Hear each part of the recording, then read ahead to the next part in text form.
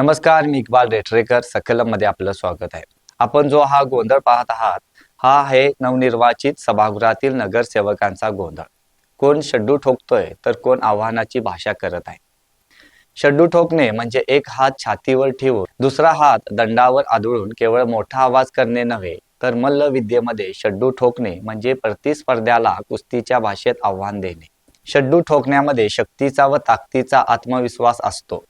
चौकात बघतो या दादागिरीच्या भाषा सुद्धा एक प्रकारे प्रतिस्पर्ध्याला आव्हान देणारी आहे. हा प्रकार कोल्हापूरकरांना काही नवीन नाही. मात्र शड्डू ठोकण्याचं आणि बघून घेण्याची भाषा करण्याचं महापालिकेचं सभागृह हे काही ठिकाण नव्हे. तो काही तालमीचा आखाडा किंवा मंडळाचा कट्टा नव्हे. कोल्हापूरच्या विकासावर व समस्येवर तोडगा काढण्यासाठी किंवा चर्चा करण्यासाठीचे ते पवित्र सभागृह आहे. या सभागृहाची जणू अब्रूप दुहारी सर्वसाधारण सभेत वेशीवर टांगली गेली. तुमच्यामध्ये एवढी ताकद आणि शक्ती असेल तर कोल्हापूरचे अनेक गंभीर प्रश्न कित्येक वर्ष लोंबकळत पडले आहेत. मात्र या गंभीर प्रश्नांना गेली 50 वर्ष सरकारने नेहमीच कोल्हापूरवर धोबीपछाड डाव टाकत चितपट केले आहे. कोल्हापूरच्या मागे असणारी अनेक शहरे विकासाच्या बाबतीत कोल्हापूरपेक्षा कोसो दूर गेली. त्याचा तुम्हाला राग नाही का? त्यावेळी तुमची ही भाषा कुठे गेली होती? हे सर्व सांगण्याचा उद्देश म्हणजे कोल्हापूर महानगरपालिकेच्या सर्वसाधारण सभेवेळी सभागृहात शिवसेनेचे नगरसेवक सारंगधर देशमुख आणि राष्ट्रवादीचे नगरसेवक आदिल फरास यांच्यात झालेली खडाजंगी. तुम्हाला जर शड्डू ठोकायचाच असेल आणि बघून घेण्याची भाषा करायची असेल तर कोल्हापूरकर ज्या समस्येच्या चक्रव्यूहात अडकले आहेत त्यासाठी शड्डू आणि बघून घेण्याचा प्रकार जरूर वापरावा. कोल्हापूरकर तुमच्या हत्तीवरून मिरवणूक काढतील व साखर वाढतील. तुम्हाला शड्डू ठोकायचाच असेल तर पहिला हद्दवाढीसाठी शड्डू ठोका. 1 इंच शहराची हद्दवाढ झालेली नाही. 50 वर्ष झाली. तुम्हाला काहीच वाटत नाही का? असा सवालही या निमित्ताने उपस्थित होतो. तुम्हाला बघायचंच असेल तर चौकात जाऊन बघा. कोल्हापूर शहरातील वाहतुकीची समस्या बघा. शहरातील पार्किंगची समस्या त्याकडे बघून घ्या. तुम्हाला शड्डू ठोकायचा असेल तर शाहू खासबाग मैदान आणि केशवराव भोसले नाट्यगृह या ठिकाणी झालेल्या दुरावस्थेबद्दल शड्डू ठोकावा. नगरसेवक आदिल फरास यांच्या निवासस्थानापासून ही दोन्ही ठिकाणे अगदी जवळ आहेत. तुम्हाला बघून घ्यायची भाषा करायची असेल तर त्यांनी रंकाळ्यावर जाऊन तेथील पदपथावरील फुटलेले दिवे पाहावेत. रंकाळ्यामध्ये कशा प्रकारे सांडपाणी मिसळते हे बघावं. नगरसेवक सारंगधर देशमुख यांच्या निवासस्थानापासून हे ठिकाण अगदी जवळचे आहे. तुम्हाला शड्डू ठोकायचा असेल आणि बघायचंच असेल तर कोल्हापूर शहरातील चौकात जाऊन कचरा बघा आणि तिथे शड्डू ठोकावा. असे अनेक कोल्हापूरचे प्रलंबित प्रश्न आहेत. तिथे सरकारला जाऊन दम किंवा आव्हान देण्याची गरज आहे. उदाहरणार्थ रस्त्यांचा प्रश्न, सांडपाणी व्यवस्थापनाचा प्रश्न, पंचगंगा महापुराचा प्रश्न, प्रदूषण व पर्यावरणाचा प्रश्न असे अनेक प्रश्नांची जंत्री आहे. परंतु वेळेअभावी इथेच थांबतो.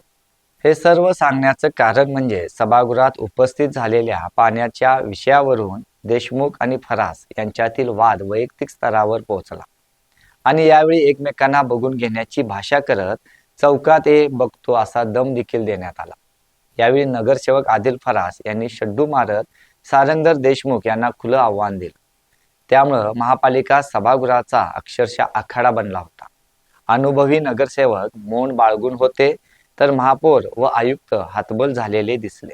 विशेष म्हणजे सभागृहातील हा प्रकार सर्व जनतेनं समाज माध्यमावर पाहिला व काय समजून घ्यायचं ते घेतलं. हे दोन्ही नगरसेवक माहितीचे.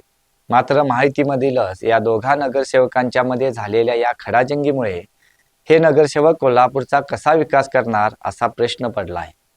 आदिल फरास यांनी शड्डू मारून चौकात येण्याचं आव्हान दिल्यानं सभा संपल्यानंतर सारंगधर देशमुख हे महापालिका चौकात काही वेळ थांबले होते. या सर्व प्रकाराबद्दल मात्र मंत्री हसन मुश्रीफांनी दिलगिरी व्यक्त केली. या दोघांची खासबाग मैदानात कुस्ती लावून देतो असं ते म्हणाले.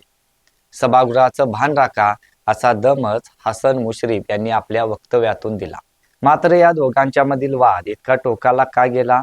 मूळ विषय होता उपनगरामध्ये दिलेल्या अनाधिकृत पाणी कनेक्शनचा. हे पाणी कनेक्शन रितसर करण्याचा ठराव सभेत आला.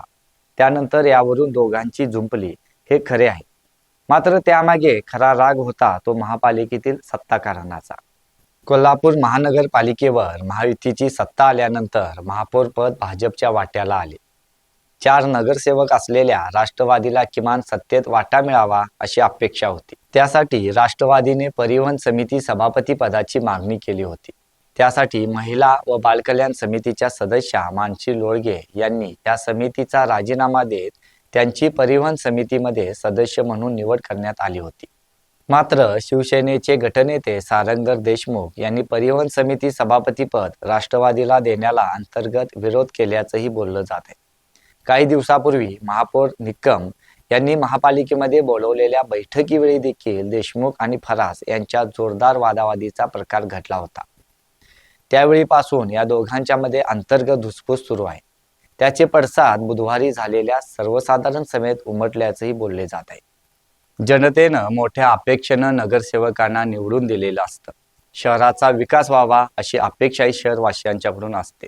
त्यामुळं महानगरपालिकेच्या सभागृहात शड्डू ठोकणे, बघून घेण्याची भाषा करणे याऐवजी नगरसेवकांनी शहराच्या विकासासाठी भांडावं एवढीच माफक अपेक्षा कोल्हापूर शहरवासियातून व्यक्त केली जात आहे.